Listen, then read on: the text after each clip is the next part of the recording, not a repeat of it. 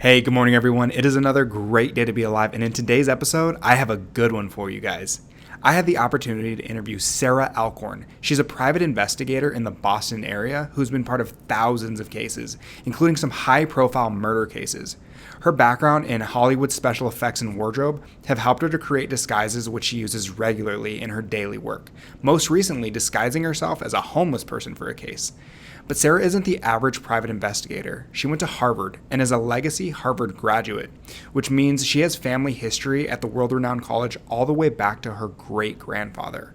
In this episode, we discuss what life is like living under that kind of pressure, getting into Harvard, how Harvard is different than any other college in the world, and what life is like as the real life Veronica Mars. Oh, yeah, and we also talk about her new podcast, IvyleagueMurders, a show all about former Ivy League students who seemingly had it all and threw it all away. That's all coming up next on Cost of Success. Oh, and if you're watching on YouTube, please excuse the first 5 minutes, as we had a few AV difficulties. Thank you so much, Sarah, for being here today. I truly appreciate it. Oh, my pleasure.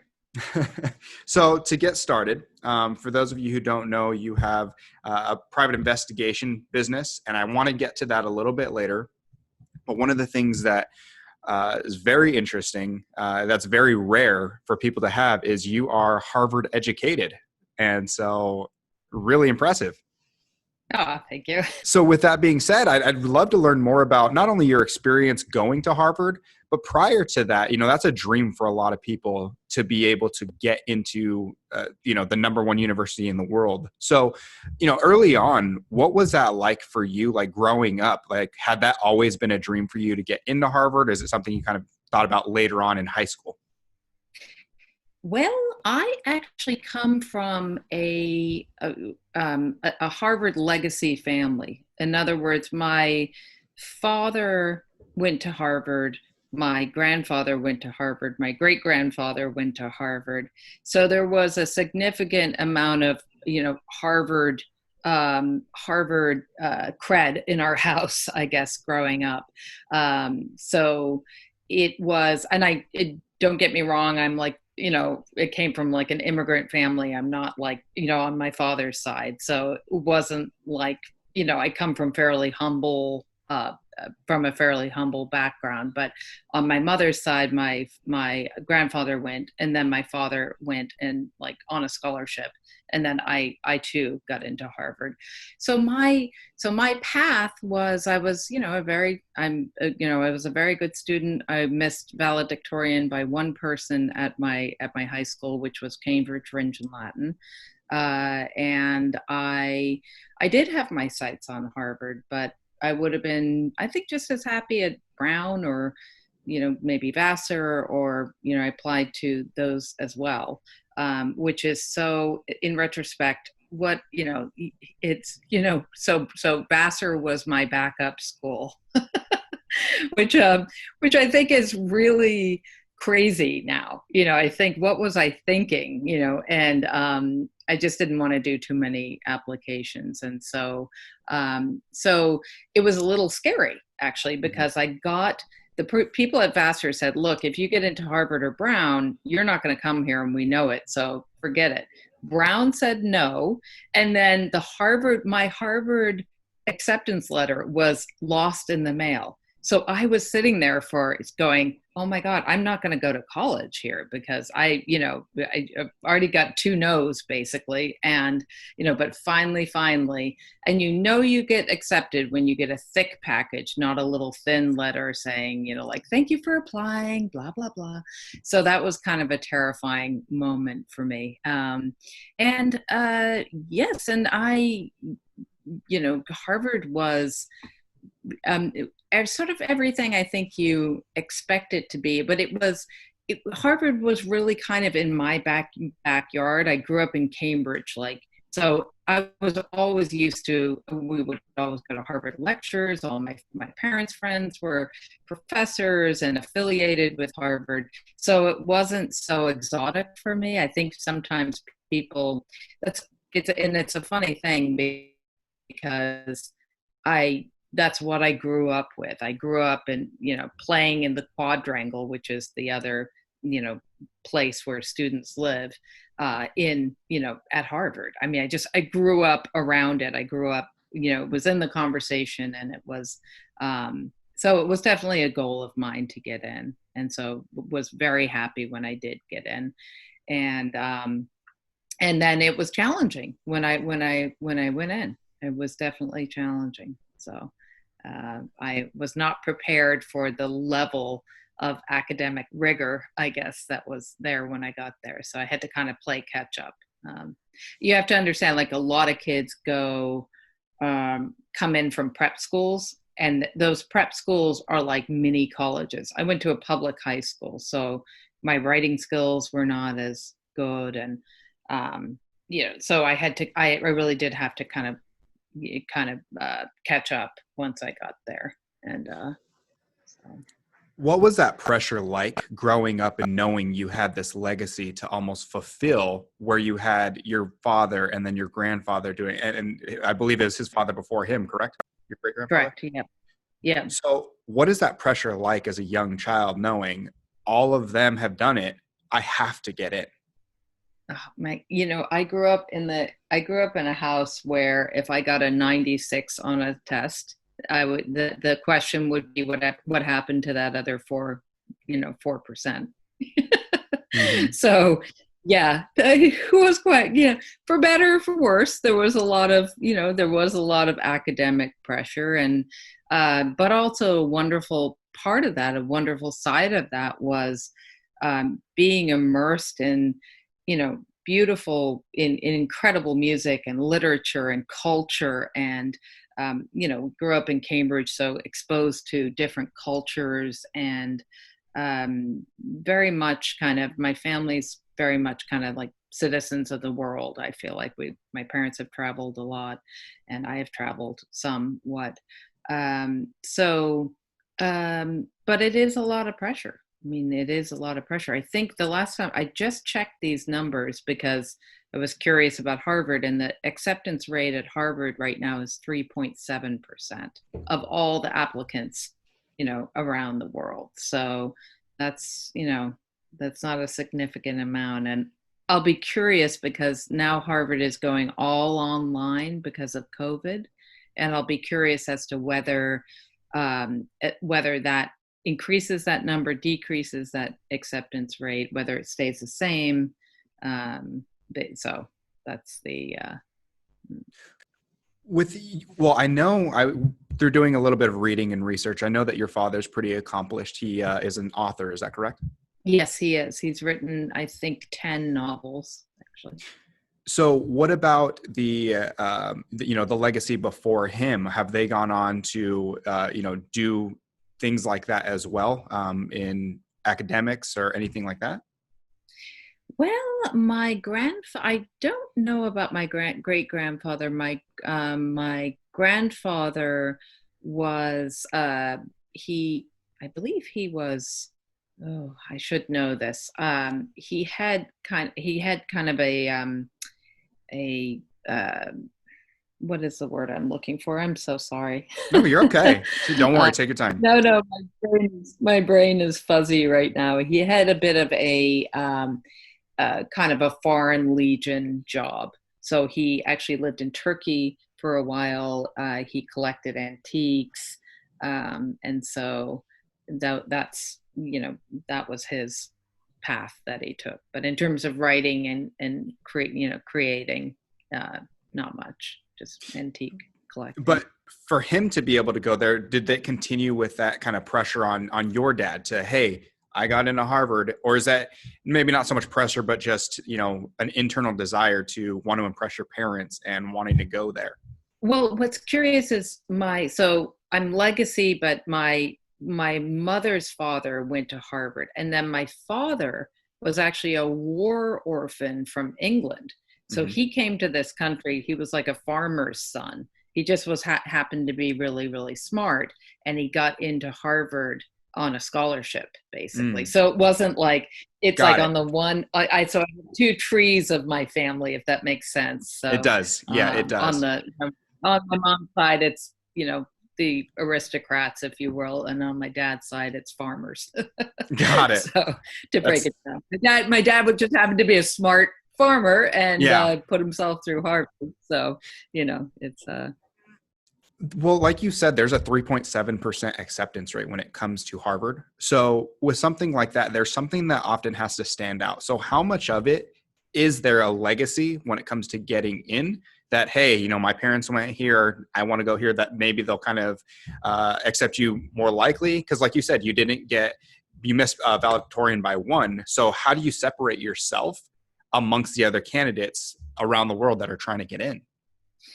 well, I mean, I think, quite honestly, I think it's changed quite a lot, and I think it did help that my family did have a legacy, and also we did have a lot of kind of contacts at Harvard, but I scored very high on the SATs. I was the salutatorian or whatever. I got very, very good grades. Yeah. I was a track, I ran on track. But I don't know, that algorithm for getting in has changed so much over the past few decades. I think that, I don't know what the secret sauce is now for getting kids, other than the scandals of late, of getting your child into schools. I think they're looking for, and I think it's a good thing, more diversity. I think they're looking for people who can bring different experiences into the experience, and I'm not sure that was as true when I went there. But I really don't know at this point. You can have a kid who is a superstar. And I was just talking to somebody about this over the weekend. It's like, you have kids, and they are still kids at 18, 19. I don't care what you say, like 17, 18, 19, they are applying to these colleges, and they keep on hearing no, Anthony. And it's like, that is a horribly debilitating thing for somebody at that age, just to be constantly told no. And they've done all the right things, they've hit all the right marks. So what is that algorithm for getting them into, not hard, let alone Harvard? I mean, I'm talking about other schools that aren't Ivy Leagues, and I think the old system used to be a lot more, not like a football draft exactly, but they would sort of have their first picks and then their second picks. And there was a lot more like, hey, are you interested in coming to our college?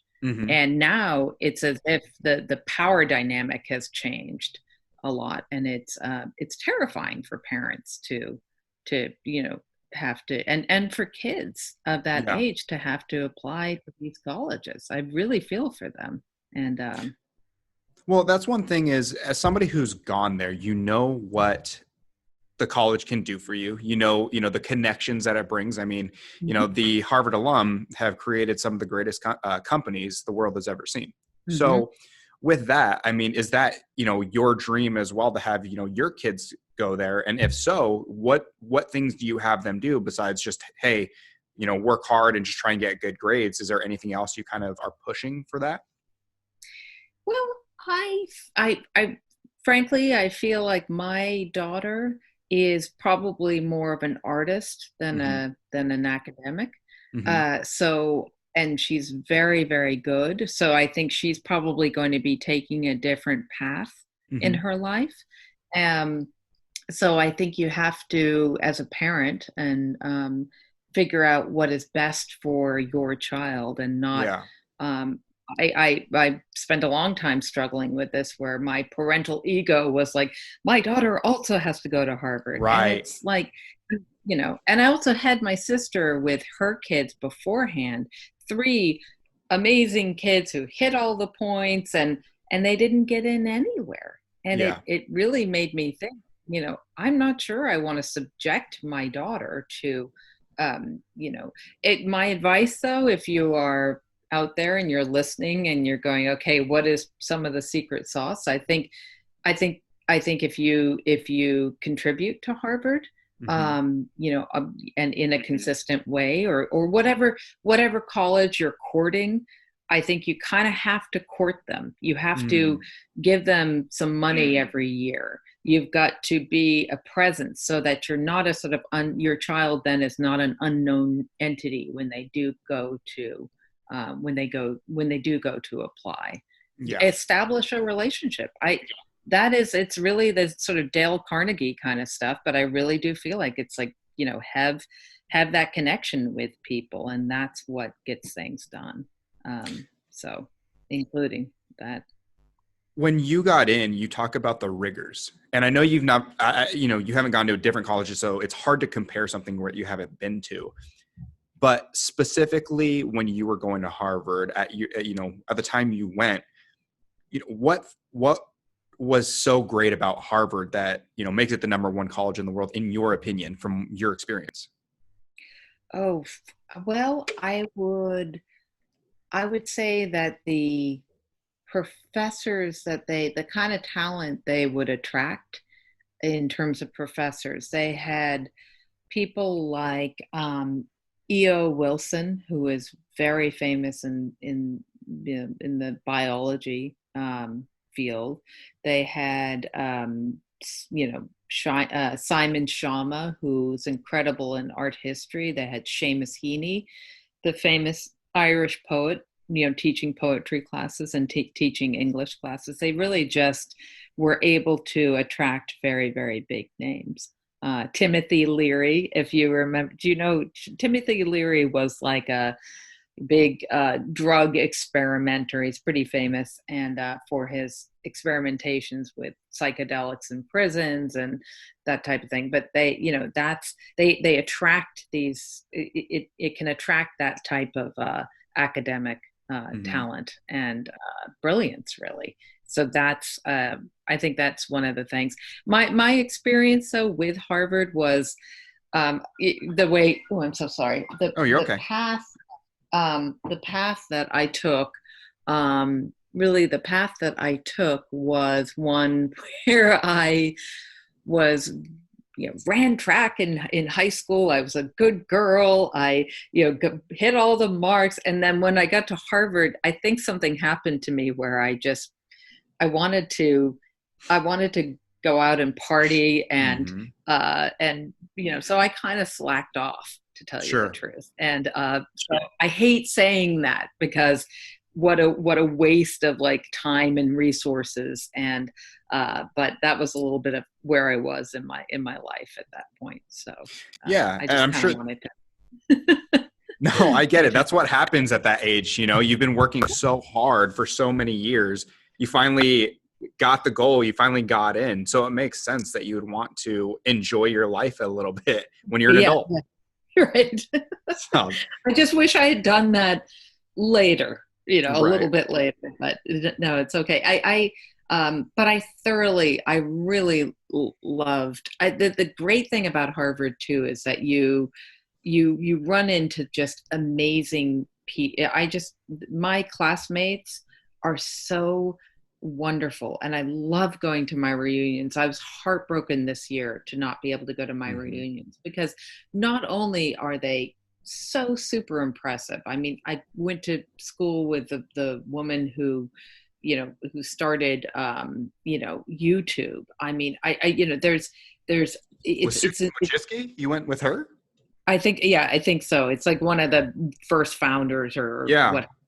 And it's the incredible amount of things. There was a guy, and I'm terrible with names, so please forgive me. There was a guy who was literally like curing mortality at the last reunion. I was like, here I am, a humble PI, like, but it is, anyway, it's really, it's great to have connections, and I have good Hollywood connections. I've got good, I have people I can kind of call up and push certain ideas that I have. And that's one part of my career that I do, where I do try to get my ideas out there as well. So it's nice. It's really, Yeah. really nice to have So that. you've still been able to keep up with the other alumni and make those connections. So I'm sure that's probably been a huge part of maybe your career. I know you got into a little bit of Hollywood after Harvard. So Mhm. is that kind of how you first got your first work in Hollywood, was through your Harvard connections? Somewhat. I think I probably didn't use my network as well as I have in later years. I did. I think I did, though. I think I called on that network, but I have gotten better about that in later on, basically, and saying, who does what, and maybe they can help me, and vice versa. I've had a lot of people call me. Either they need help with something having to do in their lives, or they need some advice. So it's really kind of a two-way street. I think to my class, I'm the go-to PI. So people come to me and kind of Yeah. ask my advice about things, and they trust me and they know I'm not going to say anything. And they think it's kind of cool, the PI cachet kind of thing too. No, it Yeah, definitely is. It definitely is really cool. yeah.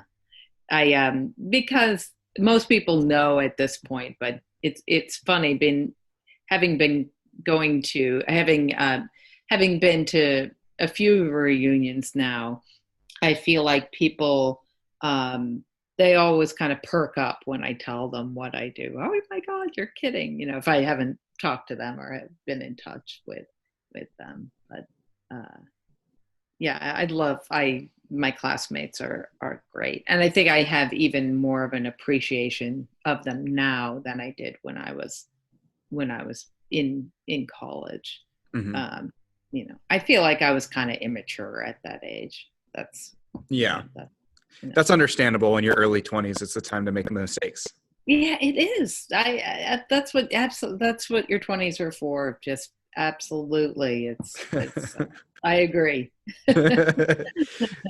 So after you graduated and got out of Harvard, we talked a little bit about you going into Hollywood. So what was your life path towards becoming a PI? Because that's what you're doing now. So, for those that don't know, what was your path to getting to where you are now? Oh, sure. So I graduated from Harvard, and I actually fairly quickly started working on Broadway, making props for Broadway plays, which was so much fun. And I've always kind of kept.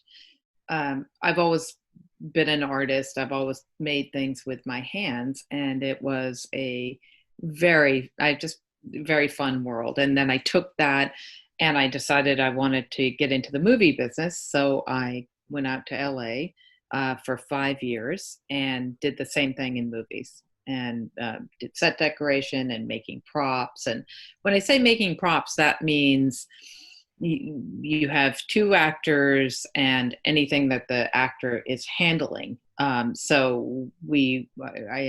made a lot of special effects props, like a fiberglass frying pan that one actor has to hit the other on the head with, and it has to be realistic. And you just have to, you kind of have to come up with creative solutions for Hmm. problems. So I've kind of an unusual background. For a lot of private investigators come from law enforcement, or they come from they're lawyers, or they're and so my path is a little bit more twisty. So I came back from LA and I came to Boston, and I was kind of at a loss as to what to do, but I know I've always been very interested in crime, and solving of crime and Hmm. forensics. And I was, I read Helter Skelter at 14, and it just, that's kind of my thing. So I thought to myself, I want to make a career out Hmm. of out of this somehow. I don't know if I want to join the FBI or join the police, and then I ran into actually another Harvard alumni who was also a private investigator, and he kind of took me under his wing and became my mentor and discouraged me wildly from doing it. He said, don't, this is a crazy business. And I've done it now for quite a while, and I really love it. So that was my path. According Not to typical. according to an article written about you, it says you kind of stalked him in order to get him to help you out. Is this correct? Oh, I 100% stalked him, actually. He did his best to kind of go like, don't do this business. This is, you're not going to like it. And in fact, he tried to take me, he took me to like the worst part of town, on a really, on a stabbing. I think he was trying to scare me a little bit, and I was like hooked right away, So, so I did stalk him. He didn't want to take me on, and I just persisted, and because I knew it was what I wanted to do. Yeah. And it really does suit me. It still suits me. I really like what I do. Now, you've worked on over 1,000 cases at this point. Is that correct? Oh, many, many more than that. Mm-hmm. Absolutely. Yeah. I've done this for 21 years, actually. So, many, many more than that. And I've talked to tens of thousands of people, witnesses related to cases. So in the private investigation business, I don't know how many people know very much. The kind of extent of it is, like the TV show Veronica Mars. You see, a young pretty girl that's out there, trying to solve crimes. And is that what it is? Is that what it's like? Or, I mean, what's the real deal behind becoming a private investigator and being one, the average day in the life of it? Well, there is no average day. That's what I like about it. You really are given these kind of tasks or these assignments where you do have to come up with sort of creative answers for whatever is needed, and that can be doing a background, that can be interviewing people, that can be doing a surveillance. So you kind of have to figure out. My day is never the same day to day. And that's what makes it kind of nerve-wracking, and that's what kind of makes it fun. Right. I had a surveillance not so long ago, and it was kind of in a rough part of town, and I had to dress up like a homeless person because it was the only way I was going to really fit into the canvas of that scene. I mean, I was not going to fit in, looking like this in an Oxford shirt, and so that was, so you just have to figure out what the best thing is for that particular case. You have to, I've done it for so long now that I really like, okay, should we get the camera footage? Is speaking to the witnesses the best? Is it which witnesses to talk to? Is it the friendly ones, the unfriendly ones? Is it, what are you going to need for a background? Because even within doing a background on someone, that could be financial, that could be social media, that could be connections that they have to other people, that can be any number of things. So when people say like, oh, I just want to do a background on someone, I think they kind of think like, I have this like, I have this room in the back of my house where I just kind of go like, okay, here I'm going to press a button now and a background is going to crank out. It's like, no, you have to kind of like be creative, and background, oftentimes the art of it is like taking little strings of information and pulling it from different places, and then putting it together to form a picture of something. Yeah. So, and mind you, I work on a lot of criminal defense cases. So the prosecutor's job is to say, Anthony, you're guilty. That's it. Mm-hmm. Throw away the keys. My job is to say, well, Anthony, at that time was going through a lot of stress. He also, this person that he had gotten into an altercation with, hit him first. And we can show that on the camera, to muddy the waters a little bit, but not in a dishonest way, just in a way of like painting a fuller canvas, basically. That's oftentimes what my job is. So since you represent a lot of the criminals, or criminal defense, excuse me, with that being said, I'm sure not everyone has the funds to be able to afford this huge legal counsel. So if somebody was trying to afford your services, what does the services range from in order to hire a private investigator, excuse me? Sure. They can, well, mind you, I've worked on a lot of court-appointed cases, so I work at a lower rate. But I also am able to help more people that way. And I'm a big believer in kind of like, I help people just I just had a guy call me this morning and, even though I can't take his job, I can at least point him in the right direction. And so I try to, it's not exactly a Robin Hood thing that I do, but I kind of scale my thing back. I know if somebody has short money, I'm going to try to help them anyway. I don't really do this for the money. I have to make a living, obviously, but I also want to be able to, I do believe that, that the justice system is really lopsided if you have a lot of money, and that's not fair, so even if I have a court appointed case with somebody, I'd really try to do the best job that I can do for them.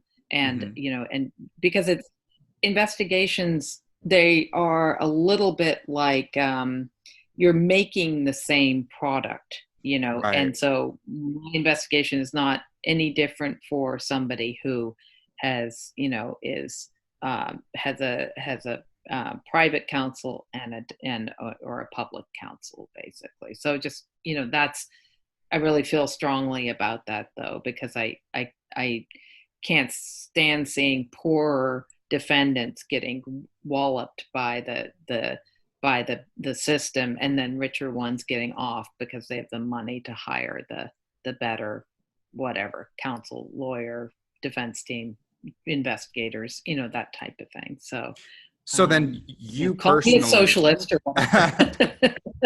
But that's, I just think it's more fair that way, right. Well, so then there's other people that are, obviously in it for the money when it comes to being in private investigators. So then Anthony, they're fools. Okay.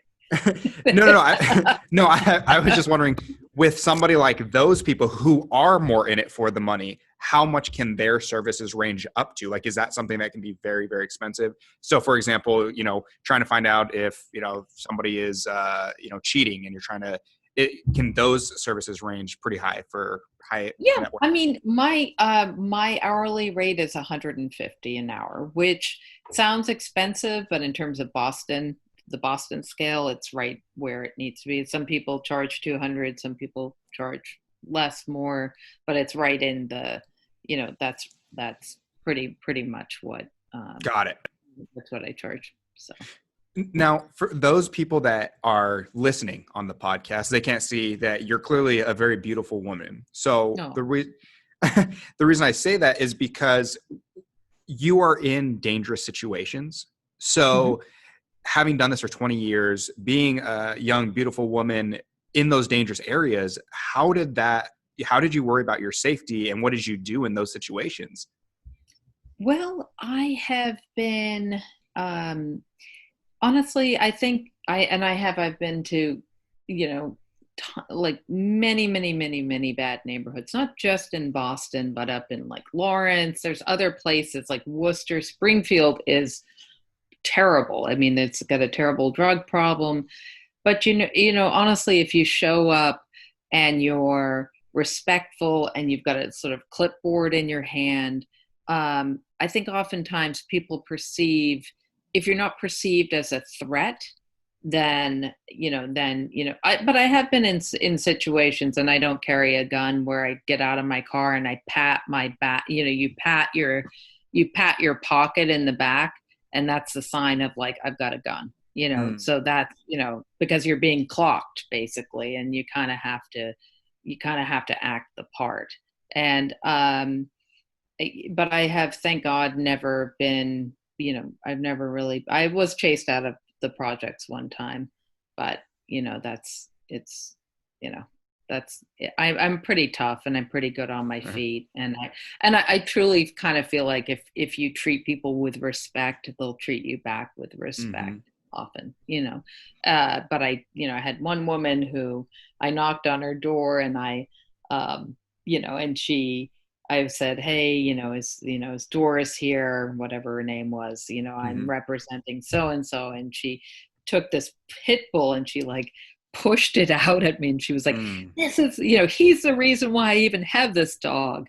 And so I've got this like growling, drooling pit bull in my face, and I was like, whoa, whoa, whoa, it's cool. You don't have to talk to Yeah. me. I'm not here to, Right. um, but often, and I don't know what it is too. I think people really, what you're doing is you are tapping into people's need to speak, people's need to tell their side. Mm. And it's not, I don't even think it's that manipulative on my part, because I'm very much like, hey, this is who I am, this is who I work for, if you want to talk to me. But people end up talking to me, and they tell me, by the end of it, they're telling me all about their problems with their husband, and they're telling me, I have that kind of thing. I probably should have been a shrink, but they, like, they keep, it goes way beyond the investigation, put it to you that way. Sometimes I have to be like, whoa, whoa, whoa, like, enough, Yeah, I don't need I to have to know go all of home that. now. Right. you know? Right. But So, with that being the case, you have done this for years and years, and like you said, you're the Robin Hood. That's the idea, is you fight for the little guy. And you said, in this, some of my background research, you've also talked about being intimidated a little bit in a certain situation by, possibly it could have been, some of the police in a certain case. Can you talk a little bit about that when it comes to your relationship between, when you're trying to find the details of a case, and then also try not to step on the toes of law enforcement? Sure. I mean, that was a really specific instance, and that was in a town in outside of Boston, where I think the police at the time were very, very corrupt, and there had been a police shooting. And so part of my job, I was working for the defendant, which is obviously, they're not looking at me in the most favorable light anyway. And so I I had can't remember what I did. What I had done is I had posted publicly, and I had said, if you know anything about this, situation, or you can speak at all about, your experiences with this police department, or if you're a witness to this crime, please contact me. So it's a little bit of a long story, but basically, I use databases. And when you use these databases, there's a certain date code of when a person lives at an address. At the end, the name will appear, the address, and then the date code of that time period Mm-hmm. of where. So I recognized that this is and basically I found a threat against me publishing my address, my parents' address, somebody saying, this is the bitch or whatever who's Mm-hmm. doing this, or the woman who's doing this. That it was basically this threat. They're publishing all my private addresses, and I could tell that it was either a private investigator or law enforcement, because of that particular date code Mm. on those addresses. So clearly, it's somebody who's involved. I mean, it was too coincidental, basically. Right. And it Now, was in response to this, like, hey, if you have any information about what's going on with so and so police, please contact me. So it was posted publicly, and I took it as a threat. I mean, I had yeah. also a 2-year-old daughter at that point. So I'm like, great, they're exposing me, Right. and and I have a toddler at home. And anyway, so yeah, that was pretty scary. So And were you able to get that removed? Because that's a big thing, especially in 2019, 2020, is being doxxed and having your private information put out on the internet. So, Mhm, I mean, how mhm. did you get that taken down? Yeah, I did. I got that taken out. Can't remember if it was Wicked Local. It was posted somewhere. There's a thing around Boston.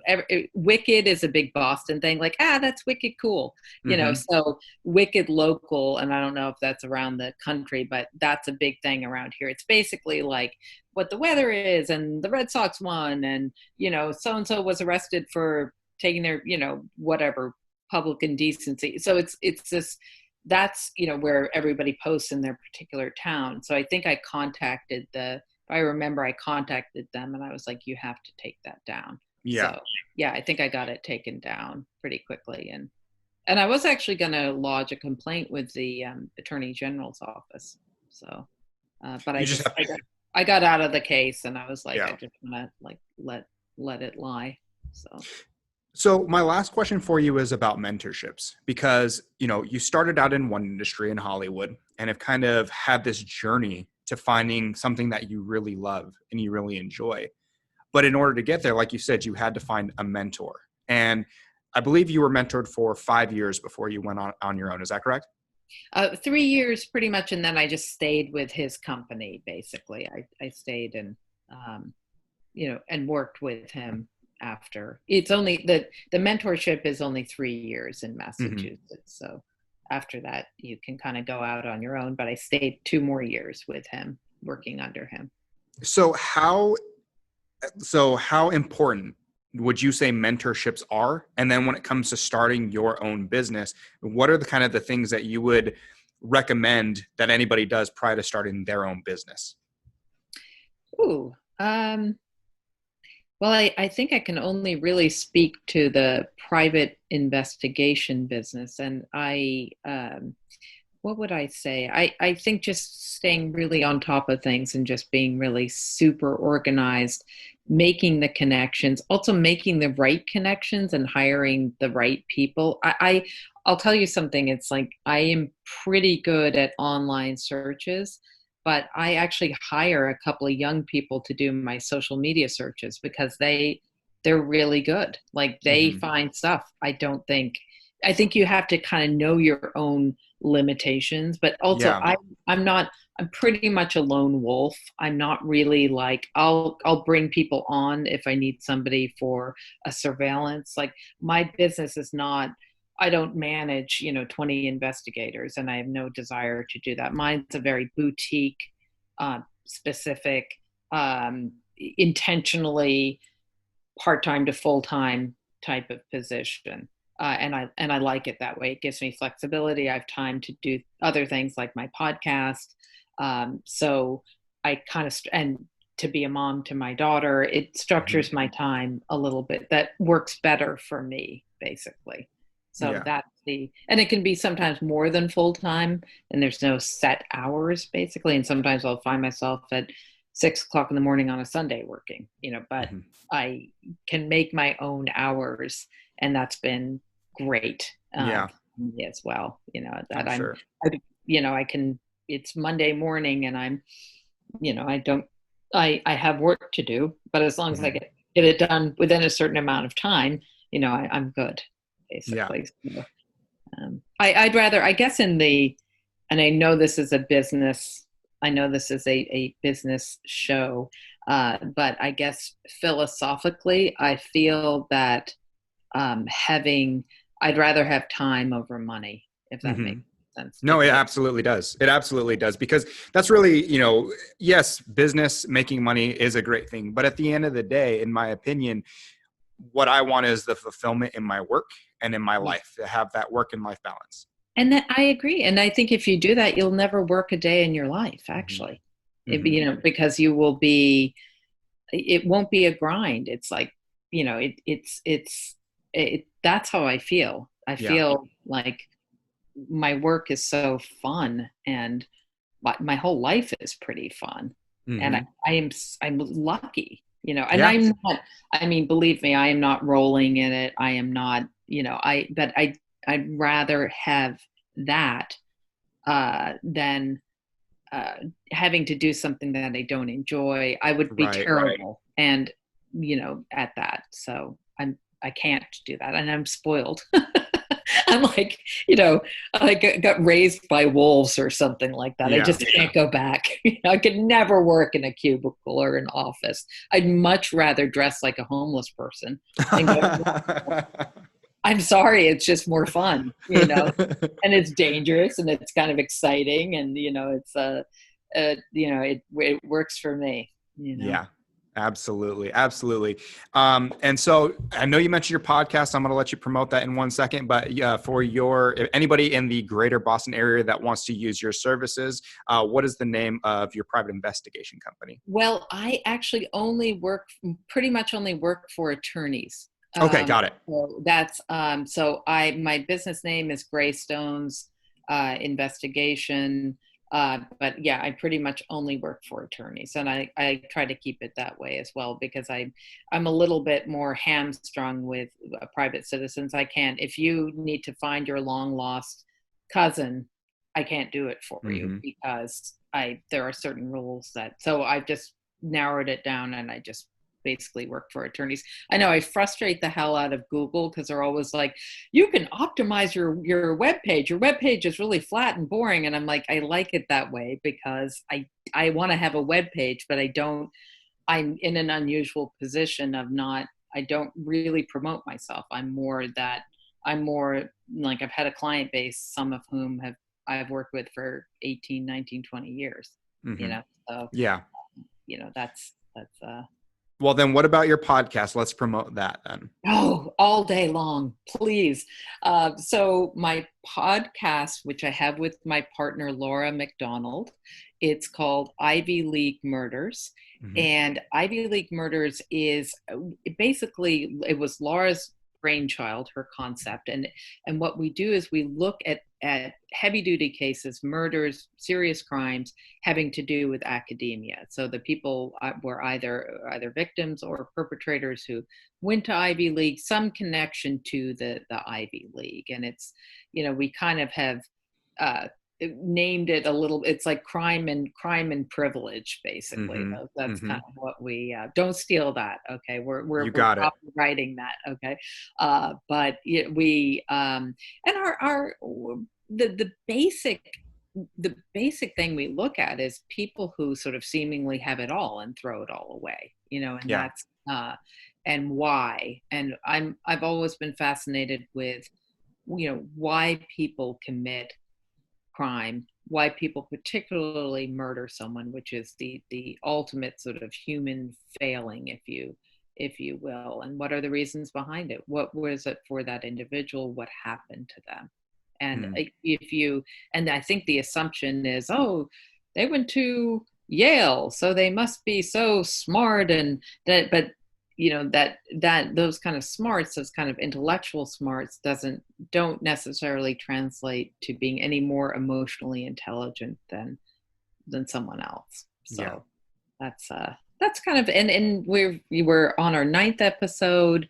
Yeah, again, it's called Ivy League Murders. Please support us by listening. Give us 5 stars. We have a Patreon page. Please contribute, because Hmm. but we're doing great. We have I think we're getting up to 3,000 listeners with about 9 episodes. So, and people love it. People are really keen on it, and Laura is brilliant at promoting it. I'm not so much. No, I really am not.